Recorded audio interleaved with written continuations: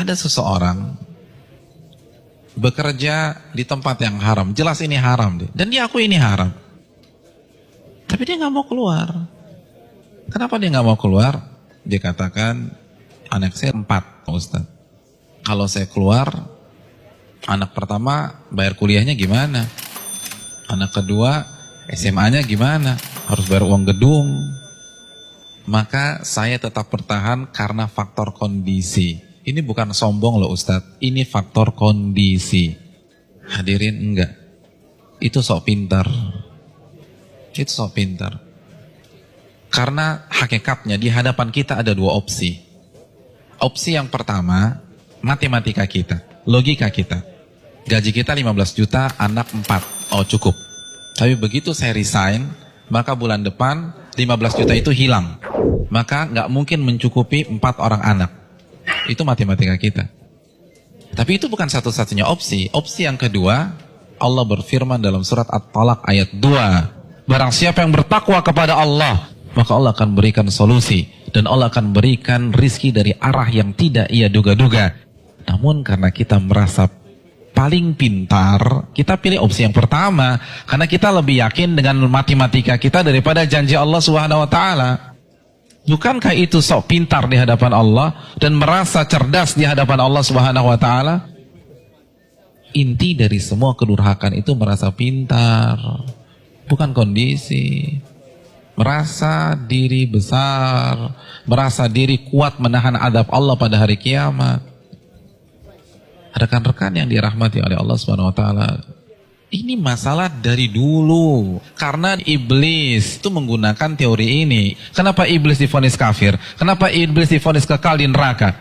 Karena ketika dia disuruh sujud, dia katakan apa? Enggak, ana khairun minhu, aku lebih baik daripada Adam. Engkau ciptakan aku dari api dan engkau ciptakan dia dari tanah. Saya ingin tanya, yang diserang dengan statement ini itu siapa rekan-rekan sekalian? Yang dibodoh-bodohi itu siapa?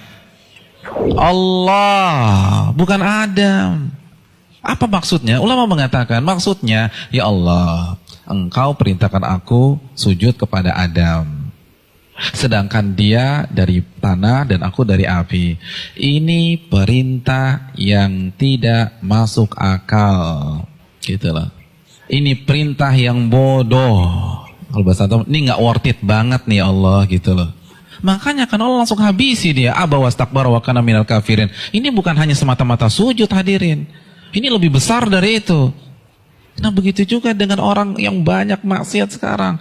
Ya nggak mungkin lah ada orang mengatakan ngaku muslim gue lebih pintar dari Allah. Enggak lah. Tapi dengan cara dia membantah ayat Allah, menolak hadis Nabi, itu kan rasa pintar. Merasa pintar. Akhirnya dibantah, dijawab. Hadirin, simpel aja, saya kasih 2 contoh dalam masalah ini. Asy-Syu'ara ayat 61, ini jelas. Ketika Allah perintahkan Nabi Musa untuk lari, untuk keluar dari Mesir. Lalu apa yang terjadi? Dan ketika kedua kelompok itu sudah saling melihat, Fir'aun sudah melihat Nabi Musa di hadapannya, dan Musa kalau menoleh sudah melihat Fir'aun. Innal mudrakun. Maka sebagian pengikut Nabi Musa itu mengatakan kita akan tertangkap. Kita akan tertangkap. Kenapa? Depan laut merah, belakang Fir'aun. Logika main, ketangkap. Matematika main, ketangkap. Lalu apa kata Nabi Musa? Qala kalla, bukan begitu. Inna ma'iya rabbi sayahdin. Sesungguhnya Allah bersamaku dan Allah akan memberikan petunjuk. Maka setelah Nabi Musa berbicara demikian, baru Allah wahyukan anidrib bi'asakal bahra fanfalaqa. Pukulkanlah tongkatmu ke permukaan laut, maka laut pun akan terbelah. Ada 2 sikap yang kontradiksi. Yang satu begitu melihat kondisi real di lapangan, langsung menggunakan akalnya. Kita ketangkep nih. Tapi Nabi Musa enggak. Beliau merasa bodoh di hadapan Allah. Maka beliau tidak menggunakan pemikirannya, tidak menggunakan logikanya, tidak menggunakan matematikanya. Nabi Musa lebih percaya dengan janji Allah, in tansurullah yansurkum. Jika kalian menolong agama Allah, Allah akan tolong kalian. Orang nggak akan bisa seperti ini kalau dia nggak merasa bodoh di hadapan Allah. Hadirin, saya ingin bertanya, pengikut Nabi Musa itu siapa sih? Bani Israel. Bani Israel itu bodoh atau pintar? Pintar. Dan Nabi Musa adalah anak bangsa Bani Israel yang tercerdas pada saat itu. Yang satu merasa bodoh, yang satu merasa pintar. Dan yang benar adalah yang merasa bodoh di hadapan Allah. Ternyata seluruh analisa, prediksi yang diucapkan oleh seluruh orang-orang yang mengatakan kita akan ketangkap salah semua. Bukankah itu pelajaran bagi kita? Bukan berarti kita nggak boleh menggunakan akal sehat, enggak. Tapi kalau sudah berhadapan dengan perintah yang jelas, larangan yang jelas, merasa bodohlah di hadapan Allah. Jangan kritik, nggak mungkin Ustaz. Ini nggak make sense nih Ustaz. Ini nggak dapat hitung-hitungannya. Tuh Anda baru lagi merasa pintar. Emangnya Allah nggak bisa mengkayakan Anda dari jalan-jalan yang Anda nggak duga? Contoh yang terakhir, jelas-jelas surat As-Saffat ayat 102. Perintah jelas. Allah perintahkan Nabi Ibrahim untuk menyembelih putranya. Lalu Nabi Ibrahim lakukan hal tersebut. Kita sudah bahas. Hadirin yang dirahmati oleh Allah Subhanahu wa taala. Nabi Ibrahim kenapa tetap menyembelih putranya? Karena merasa diri bodoh di hadapan Allah. Karena kalau pakai matematika dan logika, itu jelas sudah nggak boleh disembelih.